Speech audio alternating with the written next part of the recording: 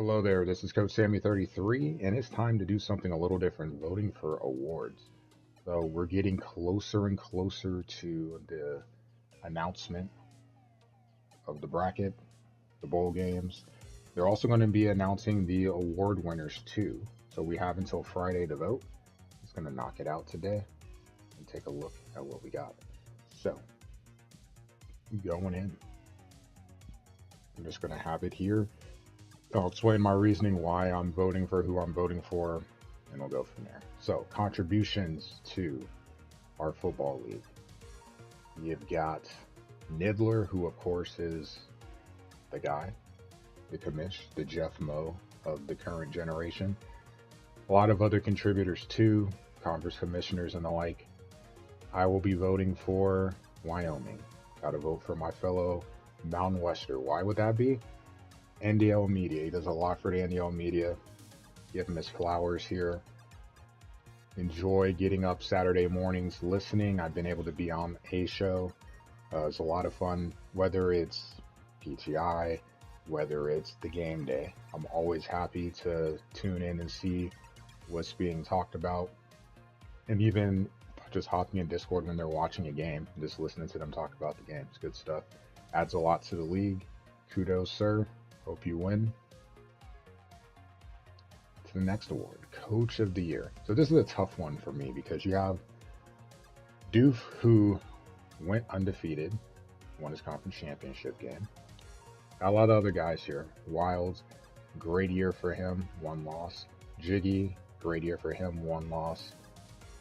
Metro D, great year for him, 1 loss. Who do you vote for? It's tough. A lot of great coaches. For me, Bucknut, I would have voted for Jiggy last year. I don't remember if I did or not, but for this year, this season, I'll vote for Bucknut. I've been able to watch him play a couple of games. Given the gauntlet that he has to face in the SEC, the fact that he comes out of it with 1 loss, crazy. We'll see how he does in the SEC championship game. Maybe I should wait a little bit for that game along with the Big 12 championship game to be played, but I'm going to base it off the regular season since that's what the data that I have in front of me. And for that reason, I will be voting for him. So the Jet Award. Looking at return men, I feel like this is honestly really, really simple. Thomas for LSU. He's got 7 returns, 4 kick returns, 3 punt returns. That is more than any other player in the league, thus he gets the award. For punting, a Ray Guy Award, the GOAT punter. Who do you vote for with this? Kind of tough. Let's see, 15 inside the 20, so more than half the punts. More than half the punts for Ferguson. A long of 61. You're looking at the net yards based off of the attempts. I feel like you'd have to go for Reynolds here, wouldn't you? Because as I'm looking at it right now, I feel like it comes down to Reynolds. Yeah, Ferguson, Reynolds, or Salerno, because they both have over half their punts inside the 20. But the difference being, if you look at the net yards, I don't know, 190 less. That's 5 punts.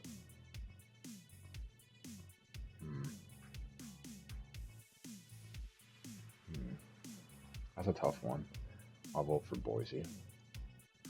I'm just looking at the amount of yards, but then you're looking at what, 202? There's like 40-yard punts. I'll go for Chris here for that one. That's a tough one. Try and do the math. Kicker, well, first of all, we have Luke here. 27-31. Clearly not going to vote for him. Trust me. Why is Bam's kicker not on here?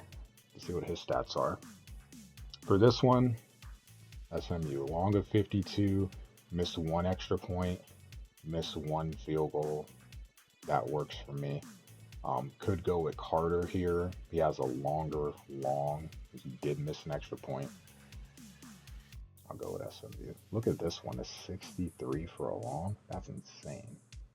We'll go for Colin.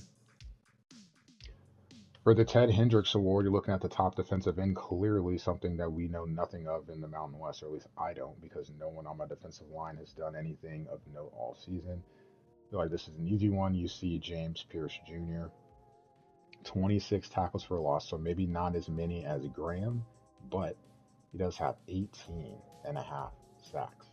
That's huge. Gets my vote. Sacks are huge. Remington Award, most decorated offensive lineman, 69 pancakes, no sacks allowed. Feels like that's a pretty easy one to go for. John Mackey, top tight end. One of these guys has over 1,000 touchdowns. Two guys have double digit, or three have double digit touchdowns. So yards, sorry. One guy with 1,000 yards. Three guys with over 10 touchdowns, 10 or more. So we're going to drop out Helms because he has the fewest receptions, fewest yards. So we're going to look at the top three. Who do you go for here? Fewer receptions, more yards, more touchdowns. So if you look at the difference here, he has 4 fewer receptions, a lot less yards, but then the question is, how much do you value the touchdowns? For this one, I'll be voting for Brant. 15 TDs on 58 receptions is pretty good. I understand there's a difference of almost 200 yards, but I'm looking at that touchdown. Fewer drops. I gotta go for him. All right. Jim Thorpe, best defensive back. So we usually start with interceptions here. A couple guys with double digits. 11 and 12. 19 passes defended. That's an interesting one there. But I will go with Watts for a couple of reasons. One, he's got a lot of tackles. He's got 73 tackles. I'm assuming that's wrong. 179. I'm assuming that's wrong. He's forced 3 fumbles, recovered a fumble. So he's doing some work in this. He's got 4 TDs. And he's got 2 sacks. Go with Mr. Watts. Outland, the best interior offensive lineman or defensive lineman. We're going to be voting for, 97 pancakes? Is that right? I assume it is. Holy hell. Surprised he wasn't up for the Remington Award. That's crazy. 97 pancakes and no sacks allowed? Easy. Fred Bolendikoff. Nation's best receiver. 1,700 yards, 100 receptions, 20 touchdowns. Also 21 drops. Hands probably got tired for how much he was targeted, but almost 1,800 yards and 20 touchdowns. It's hard to say no to that. Now you look here with Brown, almost the same amount of yardage, almost the same amount of touchdowns, much fewer targets. The drops, man, that's tough. Change my vote, I'll vote for Brown. That's a lot. Just imagine how many yards Branch would have if he didn't drop the ball so damn much. That's crazy. Probably has more yardage. Probably has more receiving yards than all of my receivers put together. It's crazy. All right, Dick Butkus Award. Talking about linebackers. We got Colby Fields with 142 and a half tackles. 19 for a loss, 3 sacks, 4 interceptions. But this is going to be different because McDonald. Now, I understand less than half the tackles, or almost. A third of the tackles for loss. But 18 interceptions, that is hard as hell to do. I don't know how people kept throwing the ball to him. 18 picks, 7 passes defended, 3 TDs, and then 2 forced and recovered fumbles. Interceptions are huge for me. Now, I know tackles are, like, that is a lot of tackles, but man, 18 interceptions, that's insane. Lombardi Rotary Award. Let's talk about just best lineman. I'm going to go with Daniel King again. To get 97 pancakes is crazy to me. And allow no sacks. All right. Most outstanding defensive player. Lots of guys on this list. Lots of guys with tackles. Again, McDonald. I value interceptions so much. That's huge. He's going to get my vote. Chuck's Award, Best Defensive Player, McDonald. Some really some really solid guys here. Reggie, he's got 12 picks, 7 passes defended. Morrison's got 12 to 18 and a half sacks with Pierce Jr. It's just so hard to overlook 18 interceptions. Still has a decent amount of tackles at 72. That's a lot. Unitas, golden arm. So looking at quarterbacks, TDs, interception ratio, do they run at, anything added in the run game, and their yardage, completion percentage. So you're looking at Sanders, second highest because Indiana's is higher, but a positive TD to interception ratio, 26-9. So just starting there, you're looking at Ward would probably be, Sanders is almost 3-1. One TD short of being a 3-1 interception ratio, which is really, really hard to do. It's hard not to. He's got the second most yards. Gabriel has more, but on a lot fewer throws. So that means a lot of big plays. Having Travis helps, I'm sure, but it's hard not to vote for Sanders there. The Doak Walker Award. I feel like this will be a conversation throughout this video. To me, it's only going to be two. It's Genty and Johnson. Johnson has 60 plus more carries, an extra game, and 8 more yards. 8 fewer rushing touchdowns, 4 more fumbles, a lot fewer broken tackles, a lot fewer yak yards. So yak yards could mean one of two things. Yards after contact. Either you have amazing user skills to get into the open field and make people miss, or your offensive line is paving huge holes for you to get a lot of yards before someone has an opportunity to contact you. Whereas with Ashton, he's got a ton of yards after contact, clearly seen by 93 broken tackles, which means he's having to work hard for a lot of his yards. It's hard for me to, just the difference in 8 yards, but you look at the yards per carry and the touchdowns, it's 8 more touchdowns. It's so hard not to vote Ashton.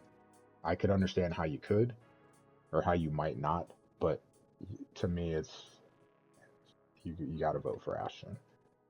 And to do it in one fewer game. That's something to keep in mind too. Caleb did his in 13. Ashton did his in 12. The receiving adds to it too. It's just crazy. Ashton is a beast. Danny O'Brien. So looking at quarterbacks again. You don't have Mr. Sanders on this one, but we do have a lot of other guys on here. So for this one, the touchdowns aren't listed. You're looking at completion percentage. Hoover's is the highest.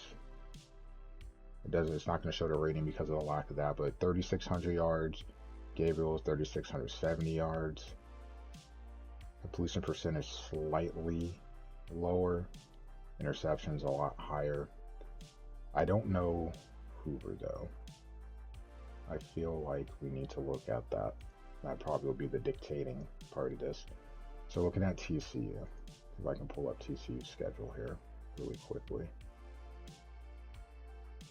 TCU, that'd be the Big 12. Trying to find the quickest way to get there. This might not be it. Nope. Okay. There we go.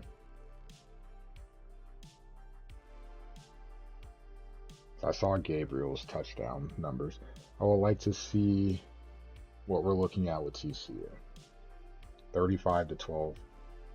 Okay. Hoover gets it. Walter Camp Award. Top overall player. Ashton. Dude, damn near rushed for, like, if he would have made the conference championship game, I feel like there's a realistic possibility dude could have rushed for 3,000 yards. Almost has 3,000 all-purpose yards anyway, or offensive yards, because with his receiving yards, he's at 2990. with a total of 38 touchdowns. Insane. Maxwell Award, Ashton, and then Heisman will be Ashton as well. No knock on Caleb, because I think he had a great season, but you're looking at he had an extra game. He had 66 extra carries. Just squeaked out yardage, at least rushing wise, but is far behind in touchdowns. It's hard for me not to vote for anyone other than Ashton. He has scored more touchdowns, honestly, than some teams have scored this entire season. I know that sounds crazy to say. That's an insane stat. Dude has 38 touchdowns. There's some teams that haven't scored 38 touchdowns. Crazy. He gets my vote. We'll see who wins the awards, but voting-wise, Ashton, I'm sure, is going to get some hardware. The question is, how much? Guess we'll see on Friday. But for now, that'll be it.